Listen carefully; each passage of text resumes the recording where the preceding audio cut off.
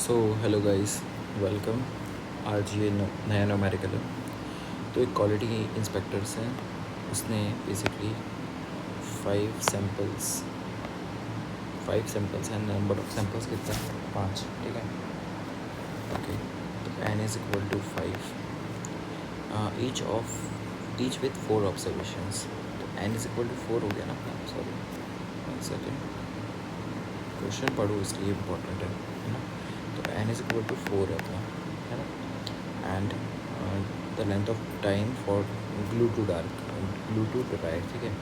The analyst computed the mean of each sample and then computed the grand mean यानी कि उसने पहले क्या किया है, मीन लिया है, फिर ग्रैंड मीन निकाला है, ठीक है। All values in the minutes, use the information to obtain 3 sigma control limit for means of future times. तो यानी कि सेट जो दिया है वो 3 दिया हुआ है, यानी कि 3 सिग्मा, है ना। और स्टैंडर्ड डिविएशन जो दिया है वो दिया है 0.02 मिनट्स, राइट।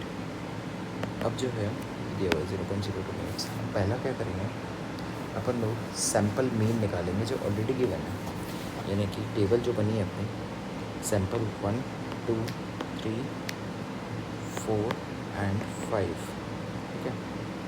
तो जो मीन दिया हुआ है वो दिया है 12.10, ये अब यहाँ से कर रहे हैं, राइट, ठीक है।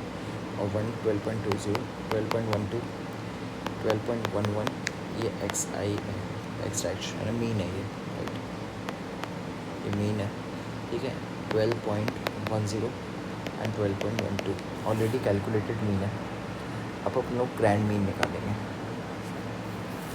ग्रैंड मीन कैसे निकालते हैं? ग्रैंड मीन क्योंकि ऑलरेडी दिया हुआ है ग्रैंड मीन, क्योंकि इसने कंप्यूट किया है मीन एंड ग्रैंड मीन यहाँ पर दिया हुआ है। ग्रैंड एक पहले बात तो उससे मीन निकाला, उसके बाद ग्रैंड मीन निकाला है। तो ग्रैंड मीन निकालने के लिए सिंपल, जो मीन है, मीन का सम करेंगे, सिग्मा, इस सम में है ना, और डिवाइडेड बाय नंबर करेंगे, कितना है, 5 है, ठीक है। तो इसको प्लस कर लेंगे, 12.10, 12.2 सबको प्लस करके यहाँ पर जो मीन का वो आ रहा है sum, that is will be equal to 60.55, ठीक है। क्योंकि ये हो गया 5, हाँ सही, 60.55 डिवाइडेड बाय 5 कितना हो गया, ये आ जाएगा अपना ग्रैंड मीन, आ जाएगा 12.11, ठीक है। 12.11 अपना मीन ग्रैंड मीन आ गया। अब अपन को क्या करना है, UCL निकालना है, यानी कि upper control limit, upper control limit.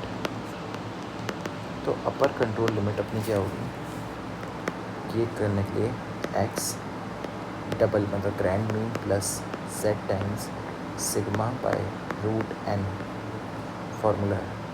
तो पहले ये निकाल लेते हैं अपन लोग इनसाइड वैल्यू, यानी कि सिग्मा कितना दिया है, सिग्मा दिया है 0.02, 0.02 divided by root of n यानी रूट ऑफ 4, तो ये आ रहा है 0.01, है ना। तो अपना अपर लिमिट क्या आ जाएगी, 12.11 प्लस z दिया है 3 और 0.01 दिया हुआ है, तो टोटल अपर लिमिट आ रही है अपनी 12.14। अब सिमिलरली अपन लोअर कंट्रोल लिमिट निकालेंगे, लोअर कंट्रोल लिमिट। अब लोअर कंट्रोल लिमिट का फॉर्मूला देखो क्या है, कुछ नहीं है, देखो लोअर जो है ना मतलब कम, ये हाई था इसलिए प्लस था, इसलिए grand mean minus z times sigma by root n, ठीक है। तो बस ग्रैंड मीन था 12.11 माइनस 3 इंटू 0.01, बाकी सब सिमिलर ही है, तो आ गया 12.08।